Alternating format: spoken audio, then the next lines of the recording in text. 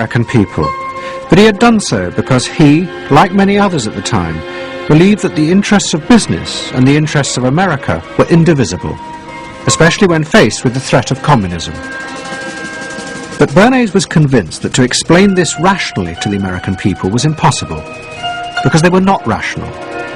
Instead, one had to touch on their inner fears and manipulate them in the interests of a higher truth. He called it the engineering of consent.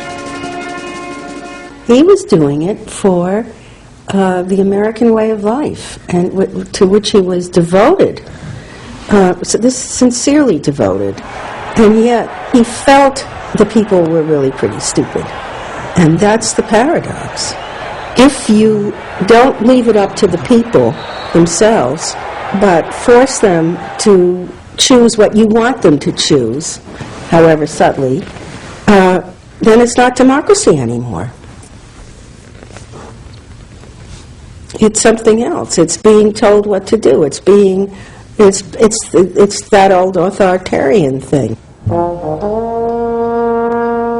But the idea that it was necessary to manipulate the inner feelings of the American population in the interests of fighting the Cold War now began to take root in Washington. Above all, in the CIA, who were going to take it much further.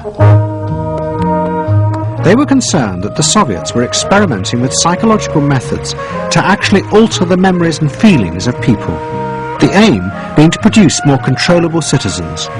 It was known as brainwashing. Psychologists in the CIA were convinced that this really might be possible, and that they should try to do it themselves. The image of the human being that was being built up at that particular time was that there was a great deal of vulnerability in every human being, and that vulnerability could be manipulated to program somebody to be something that I wanted them to be, and they didn't want to be. That you could manipulate people in such a way that they could be automatons, if you will, for whatever your own purposes were.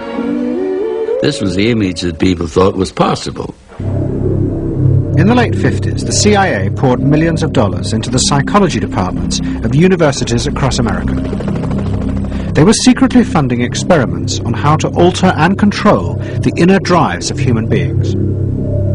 The most notorious of these experiments was run by the head of the American Psychiatric Association, Dr. Ewen Cameron. Like many psychiatrists at that time, Cameron was convinced that inside human beings were dangerous forces which threatened society. But he believed that it was possible not just to control these forces, but actually remove them. He thought that psychiatry should not just concentrate on sick people, mentally ill, but should actually go into government, that politicians should listen to psychiatrists. Psychiatrists should be in every parliament and should direct and monitor political activities, because they knew in a rational, scientific way what was good for people. Cameron had set up a clinic in a hospital in Montreal called the Allen Memorial. It is now long since closed down. Cameron took patients who suffered a wide range of mental problems.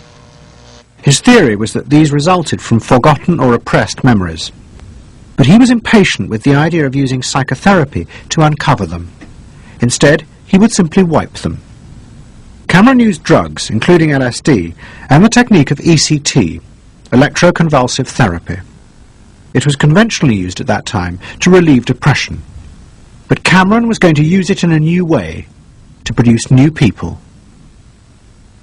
He was really using it to try and change the fundamental function of the individual, to alter their past memories, their past ways of behaving. And as I think he said at one point, it is to just sort of erase everything from their past, so that you then had a slate in which you could record new ways of behavior. And so he used massive doses of shock, people receiving several shocks a day, and over a course of time, hundreds of ECT treatments, so that they were just reduced to a sort of a very primitive vegetable state. I don't remember what happened to me. I was introduced to Dr. Cameron, and I don't remember Dr. Cameron at all. I don't remember any of that. They shipped me up to what they called the sleep room, and they gave me all of these electroconvulsive shock treatments and megadoses of drugs and LSD and all of that, and I have no memory of any of that. Nothing of that time in the Allen Memorial or any of my life previous to that. All gone. Wiped. And then having depatterned somebody or brought them down to where basically nothing but the essential functions of the body were going on in terms of breathing and things of this nature. Then he would begin to feed material into these individuals, positive material, such that the brain would be programmed in a positive way, so that the individual would be completely altered. Then he put these tapes under our pillows called psychic driving. He would then put back into this empty brain a program of whatever sort he decided upon, and the people like myself would wake up another person, I guess. In fact, Cameron's experiments were a complete disaster. All he managed to produce were dozens of individuals with memory loss, and the ability to repeat the phrase, "I am at ease with myself." And it was not an isolated case. Almost all the experiments the CIA funded were equally unsuccessful. Despite their ambitions, American psychologists were beginning to find out how difficult it was to understand and control the inner workings of the human mind. We had been really chasing a phantom, if you will, an illusion, that the human mind was more capable of manipulation from the outside by outside factors than it is. We found out that the human being is an extremely complex thing. There were no simple solutions. But you've just got to bear in mind that these were very strange times.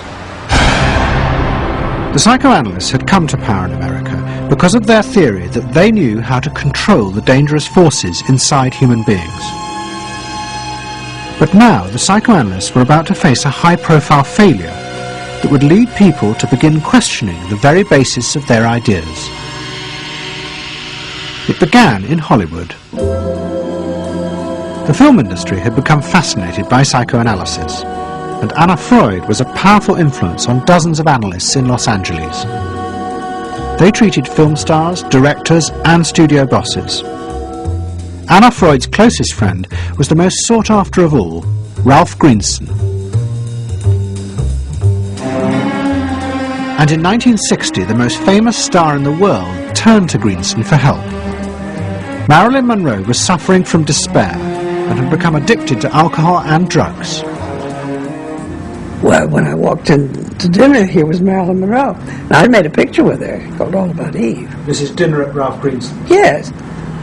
And the only thing was that Ralph was trying to show her, Romy, I never called him Ralph in my life. Romy was trying to show her that the way a family life ought really to be. So we were walking the dog after us. I said, "What the hell are you doing here?" I said, "You never asked me to dinner." And he said, "You weren't that sick." And I said, "Oh, no." He said, "The point is just this child has no frame of reference. In other words, she doesn't know what the goal is." What Greenson did was follow Anna Freud's theory. If Marilyn Monroe could be taught to conform to what society considered a normal pattern of life, that would help her ego